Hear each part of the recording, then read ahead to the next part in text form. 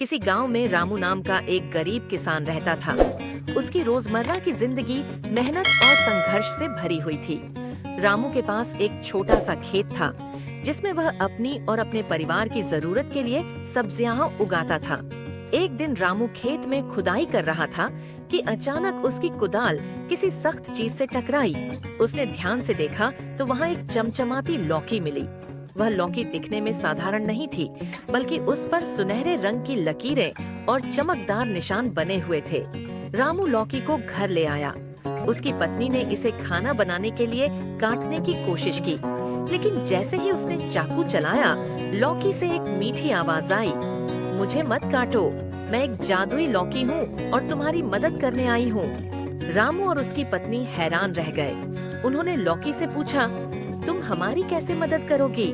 लौकी ने कहा, मैं हर रोज तुम्हें सोने के सिक्के दूंगी, लेकिन एक शर्त है, तुम्हें मुझे लालच में आकर कभी बेवजह नहीं छूना होगा। रामू और उसकी पत्नी ने शर्त मान ली। अगले दिन लौकी से सचमुच सोने के सिक्के निकलने लगे। कुछ ही महीनों में रामू अमीर हो गया। उसने अपना पुराना झोपड़ा छोड़कर एक बड़ा सा घर बना लिया। लेकिन धीरे धीरे रामू के मन में लालच आने लगा। उसने सोचा, अगर लौकी हर दिन सोने के सिक्के दे सकती है, तो इसके अंदर कितना खजाना छिपा होगा। एक रात जब उसकी पत्नी सो रही थी, रामू ने लौकी को उठाया और उसे काटने की कोशिश की।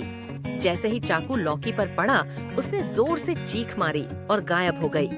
रामू की दौलत भी उसी वक्त गायब हो गई और वह फिर से गरीब हो गया। उसने अपनी गलती समझी, लेकिन अब पछताने के अलावा कुछ नहीं कर सकता था। इस घटना से रामू ने सीखा कि लालच हमेशा नुकसान ही पहुंचाता है, और गांव वालों को यह कहानी सुनाकर वह सभी को ईमानदारी और संतोष का महत्व समझाने लगा।